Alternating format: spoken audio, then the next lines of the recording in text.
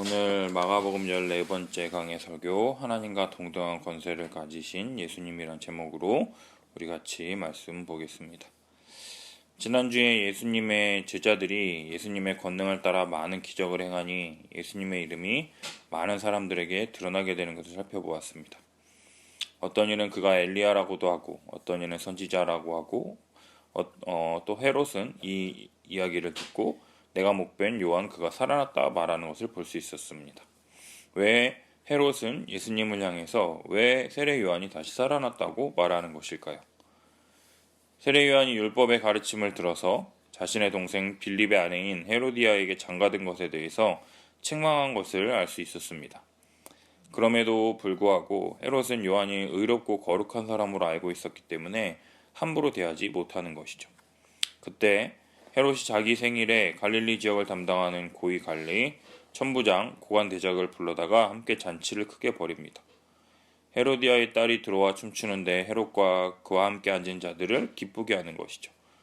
따라서 헤롯이 딸에게 무엇이든지 내가 원하는 것을 내게 구하라, 내가 주리라 이렇게 말하는 것이죠. 딸이 나가서 어머니 헤로디아에게 무엇을 구하리까 묻자 어머니 헤로디아가 세례 요한의 머리를 구하라 이야기합니다. 그 결과 세례 요한의 머리를 소반에 얹어 곧 내게 주시기를 원하옵나이다 말하니 헤롯이 심히 근심하나 자기가 맹세한 것과 그 앉은 자들로 인하여 거절할 수가 없게 되는 것이죠. 고심 끝에 왕이 시병 하나를 보내어 요한의 머리를 가져오라 명하니 그 사람이 나가 요한의 목을 베어 그 머리를 소반에 얹어다가 소녀에게 주니 소녀가 이것을 어머니에게 주는 것을 볼 수 있었습니다. 의롭고 거룩한 한 선지자의 무고한 생명보다 자신의 무모한 맹세를 지키는 것을 더 소중히 생각하므로 두려워하고 그의 말을 달갑게 들었던 선지자를 죽임에 따라서 헤롯 안디바는 자신이 목베어 죽인 세례 요한이 다시 살아나 자신을 벌할 것이라는 두려움에 사로잡혀서 이러한 말을 하고 있다라는 것이죠. 세례 요한의 이야기를 통해서 우리는 복음 전할 때 꽃길만 걷는 것이 아니다라는 것을 기억해야 한다라는 겁니다. 세례 요한은 죄사함을 받게 하는 회개의 세례를 전파하는 자로서 자신의 사명에 합당하게 잘못된 것들에 대해서는 책망하며 돌이키도록 요구하는 사람이었습니다. 그 대상이 권력을 가진 왕이라 할지라도 하나님의 복음을 전하는 것에 있어서 머뭇거리지 않았으며 자신에게 주어진 사명에 합당하게 복음을 전했습니다. 그에 대한 반응으로 헤롯도 세례 요한을 의롭고 거룩한 사람으로 알아 두려워하며 그의 말을 들을 때 번민했지만 달갑게 들을 수 있었던 것이죠. 그럼에도 불구하고 결국 세례 요한은 한 남자의 허세와 한 여자의 질투로 말미암아 비참한 죽음을 맞이하게 되는 것을 볼 수 있습니다. 예수를 믿어도 항상 꽃길이 주어지는 게 아니라 고난이 필연적이라는 것을 인정하며 고난 앞에 당당히 맞설 수 있는가 우리 스스로 질문해야 한다라는 것이죠. 요한이 죄사함을 받게 하는 세례를 전파했을 때 그에게 다가온 것은 사람들의 시기와 죽음이었다라는 것이죠. 그럼에도 불구하고 세례 요한은 자신의 목숨과 생명을 아까워하는 것이 아니라 그 죄악에 대한 하나님의 심판을 더 두려워하며 회개하기를 촉구하는 사람이었다라는 거예요. 우리가 아무리 복음을 전하며 믿으라, 회개하라 외쳐도 복음을 거부하고 오히려 멸시하고 우리를 죽일 정도로 미워하는 사람들이 당연하다라는 것을 받아들이고 그러한 어려움과 고난 가운데서도 자신에게 맡겨진 복음을 위해서 겸손함과 순종함으로 인내하고 또 그 고난을 받아들인 것처럼 고난이 필연적이며 그 고난 가운데 자신에게 맡겨진 사명을 위하여 겸손함과 순종 가운데 나아가는 자가 바로 하나님의 나라의 백성, 진정한 예수님의 제자라 할 수 있는 것이죠. 예수님의 십자가를 안다면, 믿는다면 십자가가 어떤 삶인지 알고 받아들이며 십자가를 온전히 붙들고 자기를 부인하고 자기 십자가를 지고 나를 따르는 예수님을 따르는 삶을 살아야 한다라는 것이죠. 그래서 예수 믿는 길은 꽃길이 아닌 자기를 부인하며 자기 십자가를 지고 치열한 삶을 통과해야만 영생을 얻을 수 있는 고난의 길, 가시밭길이라는 거예요. 주님은 오늘날 우리에게도 동일하게 말씀하십니다. 네가 나를 참으로 믿는다면 당연히 지불해야 하는 비용을 지불하고서라도 고난을 감수하고서 그 길을 갈 수 있겠느냐? 이런 물음 앞에서 스스로 답변할 수 있도록 준비해야 할 것이다라는 겁니다. 이후에 마가는 예수님의 명령을 따라서 전도여행 떠났던 제자들이 돌아와서 벌어진 에피소드를 예수님께 낱낱이 고백합니다. 그런 제자들을 향해서 한적한 곳에 가서 잠깐 쉬라고 말씀하는 것이죠. 그래서 배를 타고 한적한 곳에서 이동하는데 많은 사람들이 그 모습을 보고 예수님께 나오자 예수님께서 목자 없는 양같이 불쌍히 여기사 그들에게 여러 가지로 가르치신 것을 볼 수 있습니다. 날이 저물자 이것은 빈들이고 날이 저물어 가니 마을에 보내어 먹을 것을 사 먹게 하시죠. 그러자 예수님께서 너희가 먹을 것을 주라 말씀하시는 것입니다. 우리 보고 200데나리온의 떡을 사다 먹이란 말씀이십니까? 그러자 예수님께서 떡이 몇 개나 있는지 가서 보라. 떡 5개와 물고기 2마리가 있습니다. 그러자 모든 사람을 떼를 지어 푸른 잔디 위에 앉게 하시고 100명씩 50명씩 앉게 하신다라는 거죠. 바로 출애굽기 시대에 광야에서 하나님께서 만나를 먹이셨을 때 100명씩 50명씩 떼를 지어 앉게 하셨던 것처럼 예수님께서 그렇게 하십니다. 그리고는 떡 5개와 물고기 2마리를 가지사 하늘을 우러러 축사하시고 떡을 떼어 제자들에게 주어 사람들에게 나누어 주게 하시고 또 물고기도 동일하게 축사하시고 나눠 주심을 통해서 다 배불리 먹고 남은 떡 조각과 물고기 12바구니를 차게 거두는 것을 볼 수 있다라는 거죠. 아무런 준비 없이 예수님의 가르침을 듣고자 하는 간절한 마음을 가지고 나온 이런 자들을 향해서 예수님께서 너희가 먹을 것을 주라고 말씀하시는 이유가 무엇이냐? 인간은 절대로 음식을 사 먹어서 배불리 먹을 수가 없는 존재라는 것을 말씀하시는 거예요. 하나님이 주시는 은혜의 양식을 먹어야지만 배부를 수 있는 존재라고 말씀하시는 것입니다. 하나님의 도우심 없이는 다시 배고플 수밖에 없는 자, 하나님 없이 먹고 마시러 노력하고 애쓰는 자들에게 하나님으로부터 주어지는 은혜의 양식, 생명의 양식을 공급받은 너희가 먹을 것을 주라고 말씀하고 계시다라는 거죠. 전도여행을 통해서 예수님의 말씀을 통해서 임하는 이 하나님 나라의 영광을 본 제자들, 예수님의 말씀을 믿음으로 은혜로 받아서 누리는 너희들이 부족함 없이 풍성하게 임하는 하나님 나라의 영광을 본 너희가 먹을 것을 주라고 지금 말씀하는 것입니다. 제자들은 이 말씀을 제대로 이해했을까요? 제자들로부터 음식을 받으신 예수님께서 무리들을 명하여 잔디에 앉히시고 축사하시는 거예요. 왜 축사하시느냐? 이 떡 5개와 물고기 2마리 주셔서 감사하는 게 아니라요. 하나님께서 우리 아버지 되어 주시며 모든 자를 풍성히 먹이시며 공급하시는 하나님 아버지, 죄인된 우리들에게 복된 이 하나님의 나라, 젖과 꿀이 흐르는 풍성한 나라를 허락하신 하나님 아버지께 감사기도 하시고 제자들에게 나눠주라 말씀하시는 거예요. 마르지 않는 샘처럼 계속해서 떡이 나오는 것이에요. 왜요? 예수님께서 공급해 주시기 때문에 그렇다라는 거예요. 예수님으로부터 나오는 것들이 마르지 않고 계속해서 나옵니다. 제자들은 예수님께 받은 것으로 무리에게 나누어질 때 부족함 없이 계속해서 넘치도록 채우시는 예수님을 경험함으로써 예수님이 누구인지, 예수님이 어떤 분이신지, 무엇을 위해서 이 땅에 오셨는지에 대해서 더욱 선명하게 알 수 있게 되었다라는 것이죠. 우리들은요, 사람들이 5,000명이 넘는 사람들이 풍성히 배불리 먹은 것에 집중하는 게 아니라요, 풍성하게 부족함 없이 공급하시는 이 예수님의 손에 집중해야 된다라는 거예요.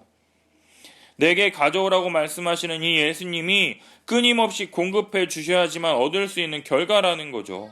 주님과 상관없이 풍성하고 배부른 것, 그건 우리에게 아무것도 중요한 게 아니라는 거예요. 그리스도께서 풍성히 채워주시는 게 우리에게 의미가 있고 값진 것이라는 거죠. 주님께서 우리에게 주시고 우리가 우리에게 주고, 이것이 바로 하나님의 원리, 하나님의 나라의 백성이라는 것이에요.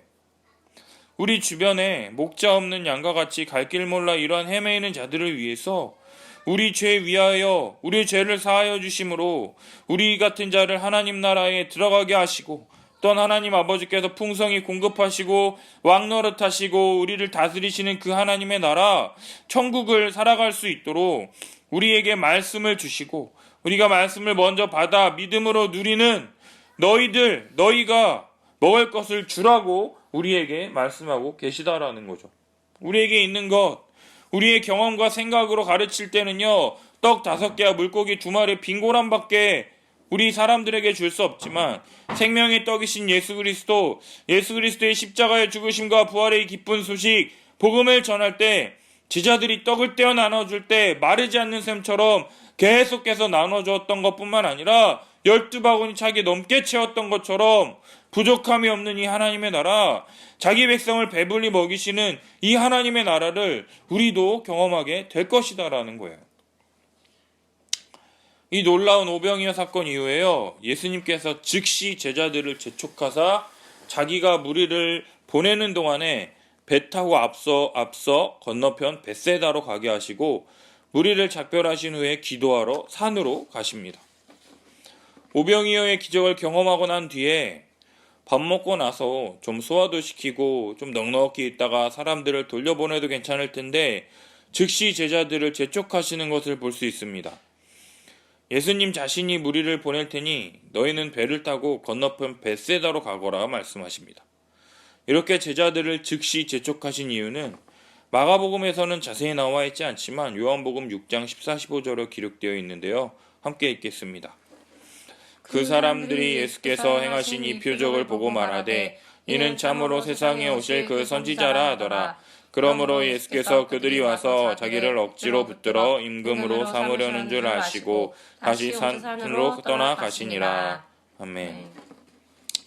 예수님은 자신을 임금 삼아 로마에 대항해요.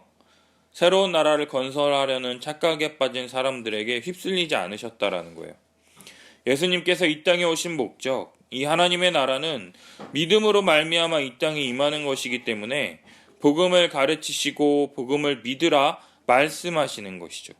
따라서 자신을 왕으로 세우려는 이러한 사람들의 분위기에 영향받기 쉬운 이 제자들이요, 벗어날 수 있도록 재촉하시는 거예요. 재촉하셔서 내가 얘네들 다 보낼 테니 너희들은 빨리 배 타고 벳세다로 가, 이렇게 말씀하신다라는 거죠. 그리고 무리와 작별하신 후에 예수님은 기도하러 산으로 가십니다. 마가복음 1장에서도 새벽 미명에 기도하기 위해 광야를 찾으셨던 것처럼 점점 다가오는 겟세마네 이 십자가 사건을 준비하시기 위하여 자신의 십자가 죽으심을 통하여 모든 사람을 구원하기 원하시는 이 하나님의 뜻을 더욱 분명히 하고 주님과 교제하기 위하여 기도하러 산으로 가시는 것을 볼 수 있다라는 거죠. 사랑하는 여러분, 이러한 예수님의 모습을 보며 우리는 정말로 주님이 주신 사명과 은혜에 꽉 붙들려 있는가 한번 생각해 볼 필요가 있다라는 거죠. 우리는 정말로 연약한 자라서 우리가 아무것도 아닌 자들인데 사람들이 우리를 높여주고 세워주고 우리를 왕 삼으려 한다고 한번 생각해 보십시오. 그냥 신나서 날뛸 텐데. 예수님은 침착하게 휩쓸리기 쉬운 제자들이 그곳을 벗어날 수 있도록 그들을 재촉하사 벳세다로 가게 하시고 산에 오르셔서 기도하시는 것을 볼 수 있다라는 거죠. 우리가 감정적으로 높아져 있거나 낮아져 있을 때 우리에게 필요한 것은 일상으로부터 한 걸음 떨어져서 주님 앞에서 잠잠히 무릎 꿇고 주님의 뜻을 구하는 기도하는 것이라는 것을 우리는 잘 알 수 있다라는 거예요. 정말로 오병이어라는 기적을 통해서 제자들은 너무나 들떠 있었을 것입니다. 이러한 기적을 베푸신 예수님, 그분을 왕으로 삼아서 새로운 하나님의 나라를 세우기 위해서 꿈을 꿀 수 있다는 것이죠. 그러나 하나님께서 원하시는 아버지의 나라는 예수 그리스도를 믿음으로 들어가는 이 하나님의 나라, 그러기 위하여 예수님께서 십자가에 달려 죽으셔야만 하는 그러한 고난의 길이었다라는 거죠. 따라서 아버지의 뜻에 따라서 순종하기 위해서는 높아진 자신의 마음을 낮추고 겸손하게 순종할 수 있도록 하나님께 기도하셨듯이 우리들도 예수님처럼 잠잠하게 하나님께 무릎 꿇고 기도하는 겸손의 자세가 필요하다라는 것이에요. 오카는 목사님께서 목사님 가장 행복했을 때가 언제입니까? 물었을 때 새 가정에서 함께 가정에서 예배드렸던 그때가 가장 행복했다라고 말씀하시는 것처럼 내게 주어진 모든 것이 주님의 은혜이며 수많은 성도가 있다 하더라도 그것을 자랑하는 것이 아니라요. 한 명의 성도, 적은 성도를 앞에 두고 설교했던 때를 기억하며 전심을 다해서 전심전력해서 설교해야 하며 또한 반대로 단 한 명의 성도만 있다 하더라도 한 영혼이 천하보다 귀하다라는 생각으로 성경 말씀을 잘 연구하여 그 성도들로 하여금 하나님 나라를 보고 경험하며 맛볼 수 있도록 주님의 도우심을 구하며 나아가야 하는 것이 바로 우리의 모습이라는 거죠. 그러나 한편으로 목회자들은 성경을 연구한다는 핑계로 실제로 기도를 많이 못하는 경향이 있습니다. 기도하기보다는 성경 본다고 하고, 성경 본다고 하기보다는 신방해야 되고 여러 가지 성경 공부도 가르쳐야 되고 해야 될 것들이 많기 때문에 기도를 실제로 많이 못할 수 있다라는 거죠. 그러나 말씀과 기도는 하나예요. 하나님의 말씀을 믿는다면요, 기도하지 않을 수 없다라는 거예요. 왜요? 나처럼 연약한 자를 통해서 주님의 말씀을 잘 연구하여 성도들에게 잘 선포할 수 있도록 은혜 주시기를 구할 뿐만 아니라 간구할 수밖에 없다라는 거예요. 한 주간 변덕이 들끓듯이 미변화무쌍한 우리들의 이 나약한 심령에 하나님의 말씀을 통한 은혜를 한량없이 부어주시며 주님의 뜻에 순종하며 살아갈 수 있도록 우리 자신을 낮추며 무릎 꿇고 기도하는 우리 한 주간의 삶이 되기를 예수님의 이름으로 축복합니다. 정말로 말씀과 기도함이 없이는요, 정말로 우리의 높아진 마음을 잠잠하게 할 수가 없다라는 것이죠. 예수님께서도 자신의 높아진 마음을 낮추시고 또한 하나님의 뜻이 무엇인지 다시금 집중하며 하나님과 교제하셨던 것처럼 우리들도 하나님 앞에 나아가 기도해야 한다라는 것이에요. 예수님께서 무리들을 다 돌려보내시고 기도하신 후에 바다를 보십니다. 배는 바다 가운데 있고 예수님은 홀로 무태 계시다가 바람이 불어 제자들이 힘겹게 노젓는 것을 보시고 밤 사경, 지금으로 따지면 새벽 3시에서 6시 사이에 바다 위를 걸어서 제자들에게 가십니다. 갈릴리 호수는요, 해수면보다 지중해보다 212m가 낮아서 그 결과 급격한 하강기류와 갑작스러운 폭풍이 자주 발생했다고 합니다. 따라서 그러한 상황에서 제자들이 힘겹게 노젓는 것을 보시고 예수님께서 물 위를 걸어서 제자들에게 가십니다. 그런데 걸어오시는 목적이 무엇이냐? 지나가려 하심이라고 마가는 기록하고 있다는 거죠. 바다 위를 걸어서 제자들에게 가시려는 것이 아니라요, 지나가려고 하심. 파레르코마이라고 하는 지나가려 하심이라고 마가는 기록하고 있다는 거예요. 예수님의 목적은 물 위를 걸어 제자들을 지나가심을 통해서 그들에게 가르쳐 주시려는 것이 있었다라는 거예요. 마가복음 4장 41절에서 바람과 바다를 잠잠케 하신 그 예수님에게 그가 누구에게 바람과 바다도 잠잠케 하는가 질문을 던졌던 이 제자들에게요, 예수님은요, 하나님과 동등한 권세를 가지신 분이시다라는 것을 오늘 두 번째로 가르쳐 주시고 있어요. 첫 번째가 뭐였느냐? 바로 오병이어의 기적이었다라는 거예요.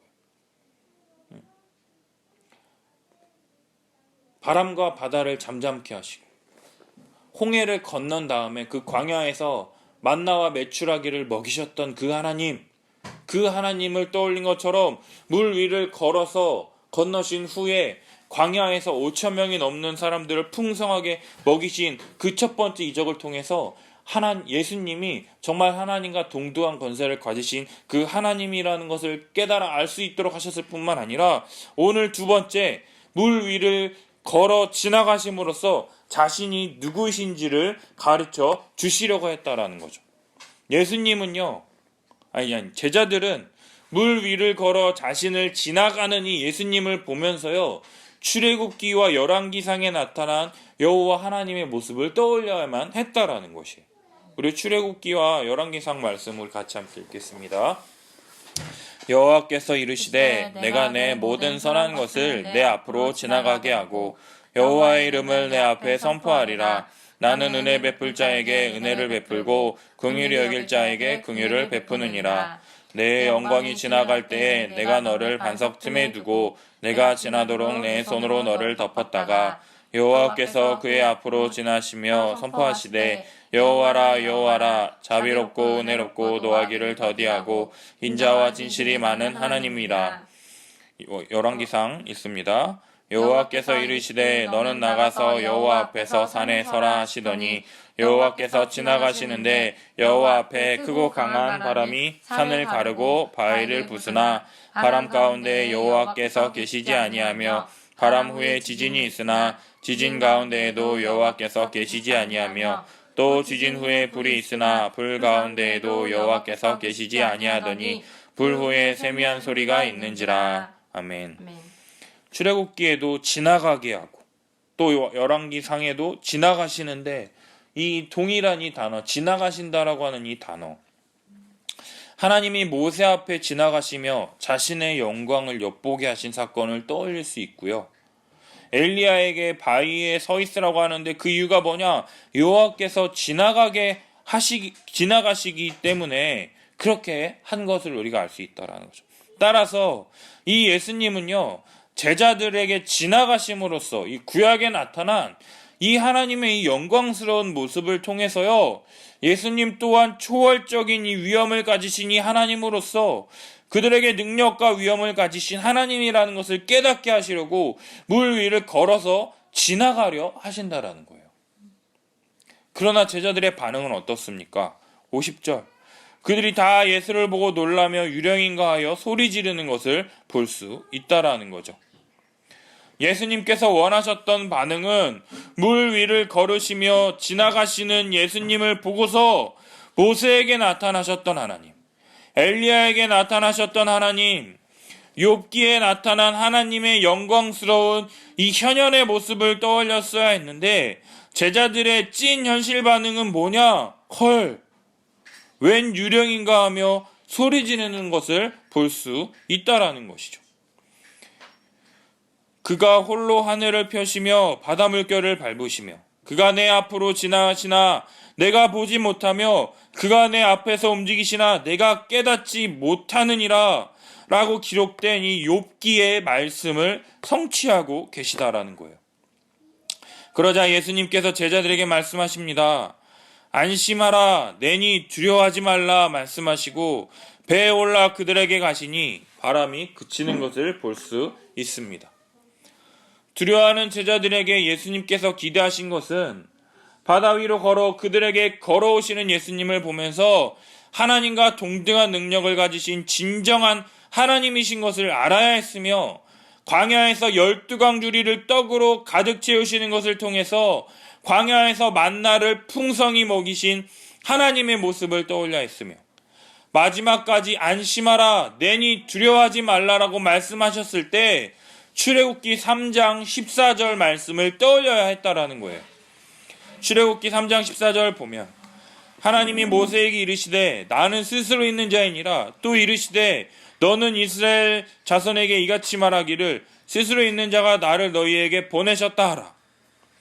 이 출애굽기 3장 14절 말씀을 떠올리며 정말로 예수님이 하나님과 동등한 능력을 가지신 한 분 하나님 메시아 그리스도로 예수님을 인정하며 그분을 경외하며 그분을 믿음으로 나아가야 했음에도 불구하고 제자들은 너무 놀란 나머지 예수님의 답변을 그냥 흘려듣고 만다라는 거죠.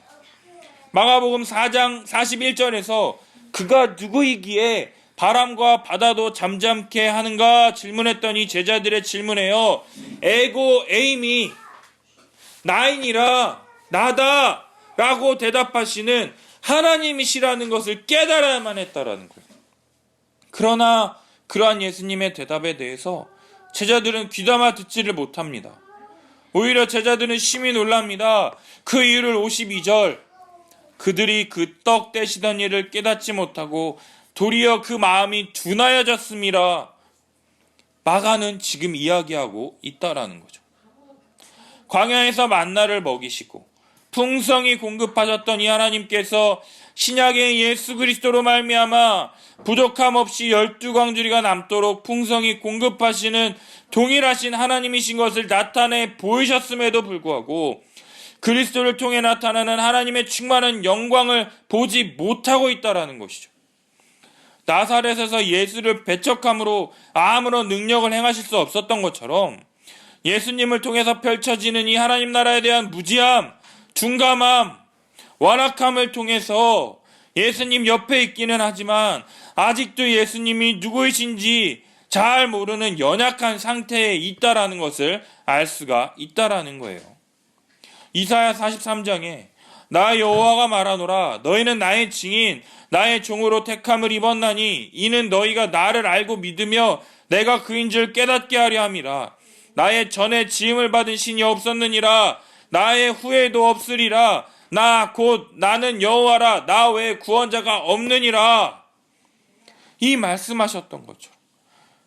정말로 예수님의 증인으로서 깨닫게 하시기를 원했는데 아직도 예수님이 누구이신지 잘 모르고 연약한 상태에 있다라는 거예요.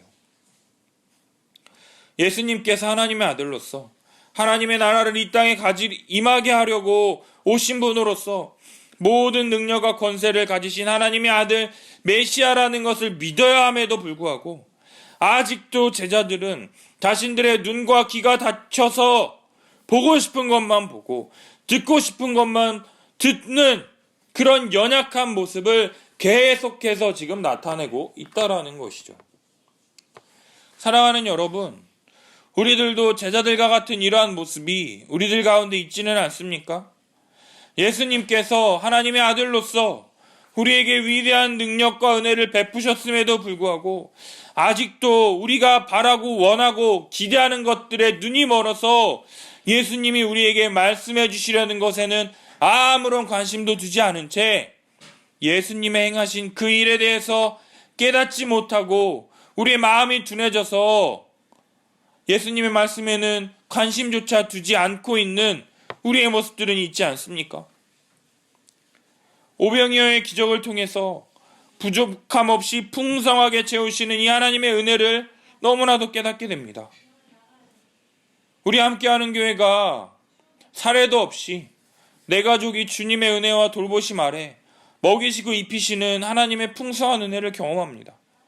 그러나 하나님께서 은혜를 주시고 풍성히 먹이시는 것은 우리가 아무런 자격이 없음에도 그 은혜를 받은 너희가 먹을 것을 주라 말씀하심을 통해서 우리가 받은 이 복음으로 이 하나님 나라의 영광과 이 풍성함을 많은 자들에게 예수 그리스도로 말미암아 펼쳐지는 하나님 나라에 대해서 전하고 믿음으로 들어갈 수 있다라는 것을 가르치고 전해야 하는 것임을 알고 순종하는 것, 복음을 전해야 하는데 어느 순간 나도 모르게 통장의 잔고를 보면서 한숨을 내쉬고 걱정하며 다음 달은 어떻게 하지? 염려하는 내 모습을 보게 된다라는 거죠. 그리고 또한 우리 교회의 현실의 모습을 보면서 내가 계속 이렇게 한다고 뭐가 나아질까? 내가 목사 맞나? 과연 이렇게 하는 게 옳은 것일까? 예수 그리스도로 말미암아 펼쳐진 이 하나님 나라에 대해서 전하고 가르치고 믿으라 이야기하는 것 대신에 내가 어떻게 먹고 살 것인가에 매몰되어서 하나님 나라의 풍성함과 은혜를 다 잊어버리고 오병이어의 큰 기적을 베푸시고 풍성하게 공급하시는 이 하나님을 잊어버리고 마음이 둔해져 예수님을 보고도 유령인가 생각해서 크게 소리 지르는 제자들의 모습이 바로 내 모습이라는 것이죠. 여러분, 믿음과 망각은 종이 한 장 차이입니다. 내게 주신 그 은혜를 놓치는 그 순간 우리는 예수님을 유령으로 생각해서 소리 지를 수밖에 없다라는 거죠. 바람과 바다를 잠잠케 하신 예수님, 오병이어의 기적을 일으키신 예수님이시라면 물 위를 걸으실 수 있는 분이라 생각하는 것이 당연한 것인데 그러한 믿음을 놓아버리니 상식적으로 생각해서 물 위를 걷는 게 말이나 돼? 이건 유령일 거야, 귀신일 거야 하면서 놀라 소리 지른다라는 것이죠. 그러한 상황에서도 내니 두려워하지 말라 말씀하셨음에도 불구하고요, 이들은 심히 놀랍니다. 두려워하지 말라는 이 예수님의 요청보다 어떻게 물 위를 걸으시는 것이 내 생각, 내 관심에만 집중하고 있다라는 것이죠. 우리의 모든 관심이요, 이 믿음의 관점이 아닌 내 생각, 내 관심에만 집중되어 있을 때 우리의 마음은 둔해져서 예수님께서 베풀어 주신 풍성한 은혜를 누릴 수가 없게 됩니다. 지금 우리가 힘들고 어렵고 지쳐있는 상황 속에서 하나님이 어디 계신지, 왜 나를 돌봐주시지 않고 혼자 있는 것처럼 느껴진다면 내니 두려워 말라 말씀하시는 주님의 음성에 귀 기울였으면 좋겠습니다. 우리의 마음이 복잡하고 힘겨울 때 예수님께서 한적한 산에 오르셔서 기도하시면서 하나님의 뜻을 기억하고 순종하시기를 다짐하셨던 것처럼요, 우리도 주님께 기도하며 내게 베푸신 십자가의 은혜를 떠올렸으면 좋겠습니다. 눈으로 직접 보고도 마음이 무뎌져 깨닫지 못했던 제자들이 십자가의 은혜를 통해 믿음의 눈으로 바라보게 될 것이다라는 거죠. 아무런 자격이 없는 나를 구원하시기 위해서 십자가에 달리신 우리 주님의 그 크신 능력, 그 복음을 다시 붙잡을 때요, 풍성한 하나님의 나라를 경험하게 하시며 누리게 하실 것이다라는 거예요. 지금 당장은 힘들고 어렵고 죽을 것만 같지만 우리의 삶의 현장에서 우리를 앞서 인도하시며 우리 앞을 지나가시는 크신 하나님이시라는 것을 우리가 깨닫게 될 것이다라는 거예요. 53절, 드디어 바다를 건너 게네사렛 땅에 도착합니다. 그런데 이상합니다. 예수님께서 벳세다로 가라고 말씀하셨는데요, 제자들이 도착한 곳은 게네사렛입니다.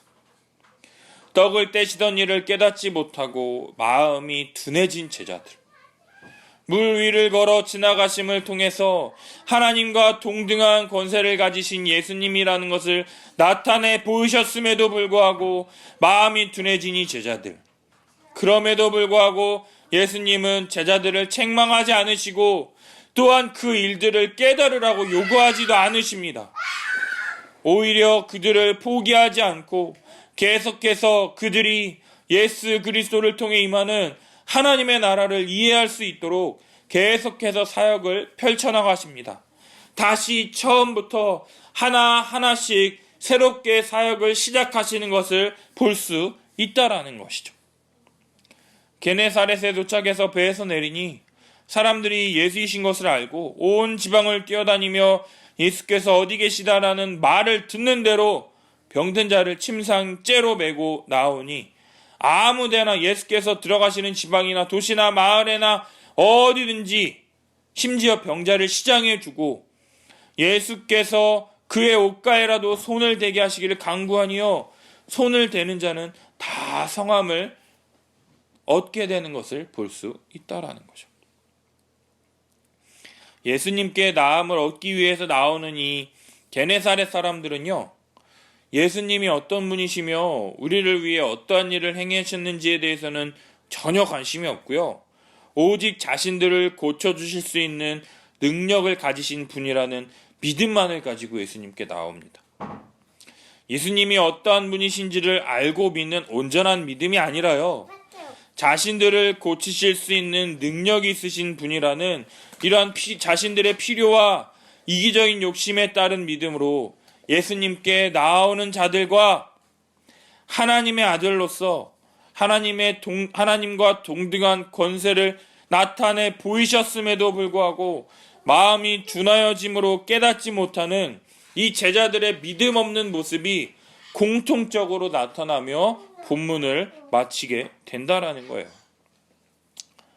예수님을 하나님의 아들로서 하나님의 나라를 가져오는 분으로 믿지 않고 자신의 병을 고쳐주시는 분, 능력이 있으신 분으로 사람들은 알고 온 지역을 뛰어다니며 병자들을 데려옴에도 불구하고요, 예수님의 옷에 손을 대기만 해도 나음을 얻는 기적이 펼쳐지는 것을 볼 수 있어요.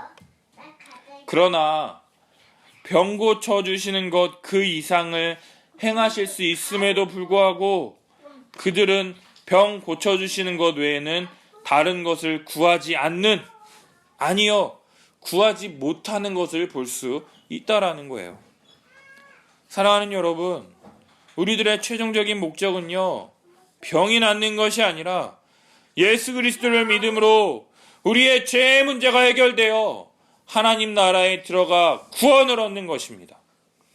예수 그리스도로 말미암아 펼쳐진 하나님의 나라, 그 풍성한 은혜를 누리기 위해서 우리는 예수님이 어떠한 분이신지를 더욱 알고 믿으며 우리 죄 위하여 십자가에 달리신 예수님의 은혜를 붙잡아야 한다라는 거예요. 제자들은 이 많은 이적을 경험하고도 주님을 따른다고 하면서도 아직도 예수님에 대해서 온전히 깨닫지 못하고 마음이 둔해져 있었습니다. 자신들의 목적과 유익을 위해서 따르는 우리들과 마찬가지로요, 믿음이 온전치 못했다라는 것이에요. 하나님의 나라는요, 진정한 믿음의 눈으로만 볼 수 있는 것이에요.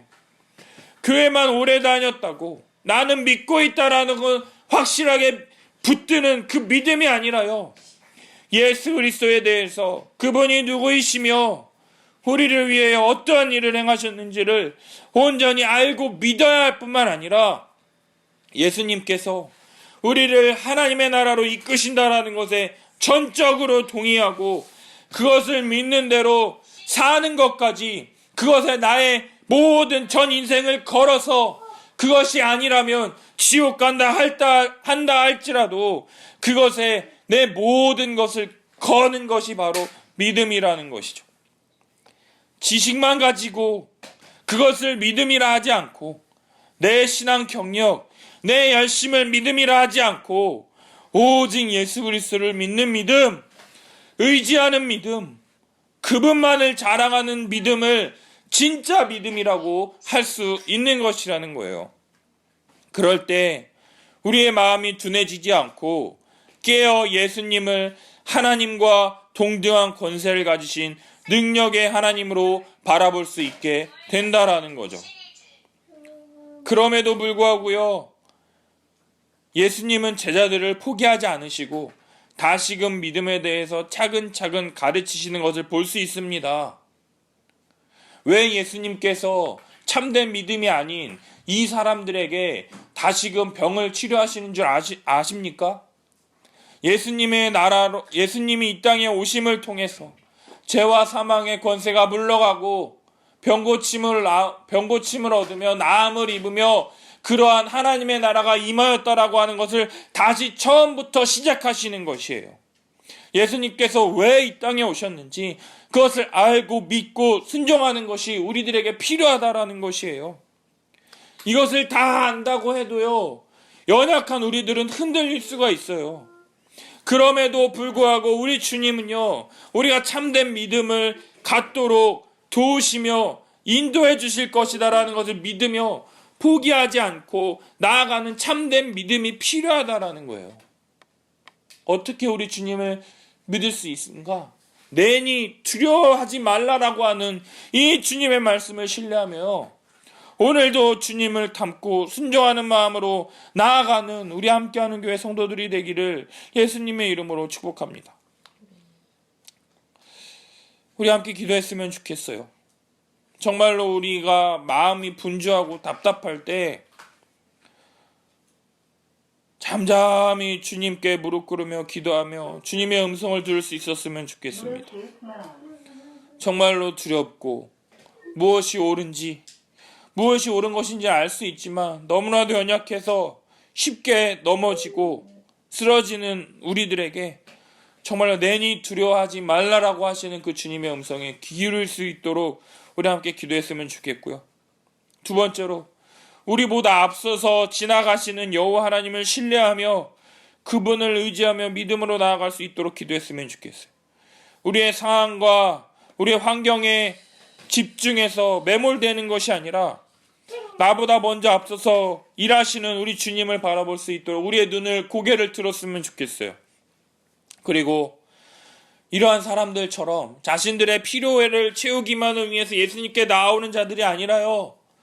정말로 나의 구원을 위해서 모든 것을 베풀어 주실 수 있는 내니 두려워하지 말라라고 하시면서 심지어 내가 믿음을 잃었을 때조차 다시금 새롭게 구원의 은혜를 베푸시는 그 주님이심을 신뢰하며 우리 함께 기도하며 주님의 은혜를 구하며 나아갔으면 좋겠습니다. 우리 같이 주여 외치고 기도하겠습니다.